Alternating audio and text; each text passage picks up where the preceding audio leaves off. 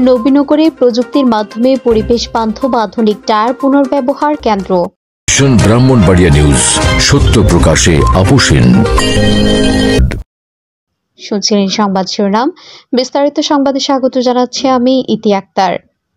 ব্রাহ্মণবাড়িয়া একতা green ওয়াল সরকারি অনুমোদনে পরিচালিত এক সবুজ শিল্প মডেল বর্জ্য ব্যবস্থাপনায় নতুন দিগন্ত খুলে দিয়েছে ব্রাহ্মণবাড়িয়া জেলার নবীনগর উপজেলার ব্রাহ্মণহাতা ব্রিজ সংলগ্ন এলাকায় গড়ে ওঠা আধুনিক ও পরিবেশ বান্ধব টায়ার পুনর্ব্যবহার কারখানা ব্রাহ্মণবাড়িয়া একতা গ্রিন ওয়াল। পুরনো ও অচল টায়ারকে আধুনিক প্রযুক্তির মাধ্যমে পুনর্ব্যবহারযোগ্য সম্পদে রূপান্তরের মাধ্যমে প্রতিষ্ঠানটি স্থানীয় অর্থনীতি ও পরিবেশ সংরক্ষণে এক অনন্য উদাহরণ স্থাপন করেছে। কারখানাটি প্রতিষ্ঠার আগে উদ্যোক্তা মোহাম্মদ সোহেল মিয়া ও মোহাম্মদ সেলিম মিয়া পরিবেশ অধিদপ্তর অনুমোদন সহ এনভায়রনমেন্টাল ক্লিয়ারেন্স সার্টিফিকেট ইসিসি সংগ্রহ করেন। পরিবেশ সংরক্ষণ আইন 1995 ও পরিবেশ সংরক্ষণ বিধিমালা 1997 অনুযায়ী শিল্প স্থাপনের পূর্বে স্থান নির্বাচন, বর্জ্য ব্যবস্থাপনা পরিকল্পনা ও নিরাপদ দূরত্ব নির্ধারণ বাধ্যতামূলক। ব্রাহ্মণবাড়িয়া একতা গ্রিনওয়াল এইসব নিয়ম কঠোরভাবে অনুসরণ করে স্থাপিত হয়েছে।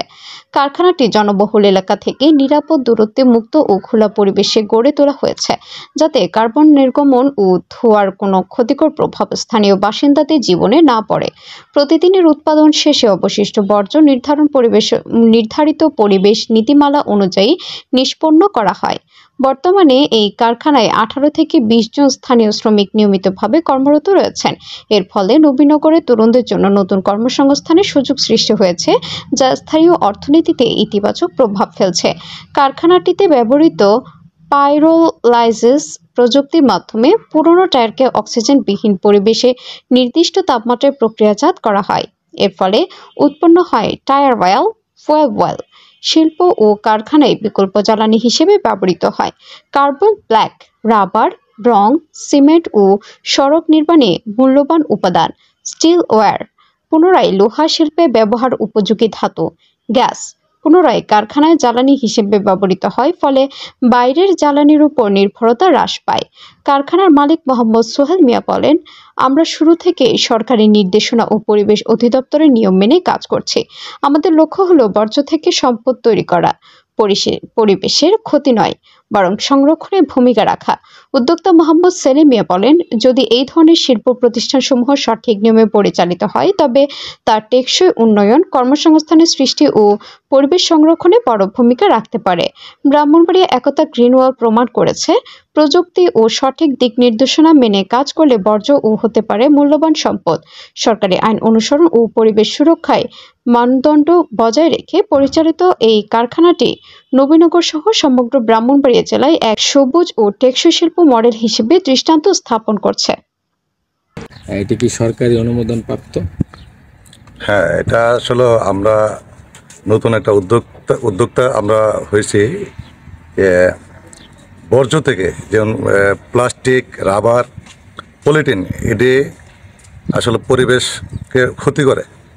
তো আমরা একটা উদ্যোগ নিয়েছি যে এই বর্জ্য থেকে কীভাবে একটা শিল্প কারখানা তৈরি করা যায় এবং এটা কীভাবে কাজে লাগানো যায়, মূল বিষয় হচ্ছে আমাদের এটা।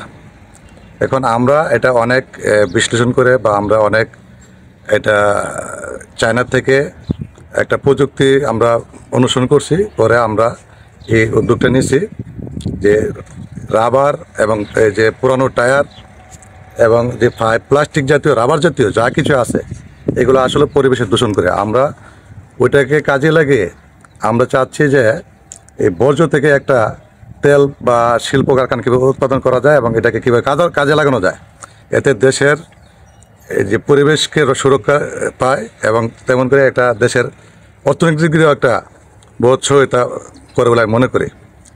এখন আমাদের লক্ষ্য হচ্ছে এখানে নতুন কিছু তৈরি করা, যেমন আপনারা তো দেখতে পারতেছেন যে এখানে অনেক বর্জ্য আছে বা আপনার পাইপ আছে, প্লাস্টিক আছে, কাটা টায়ার আছে।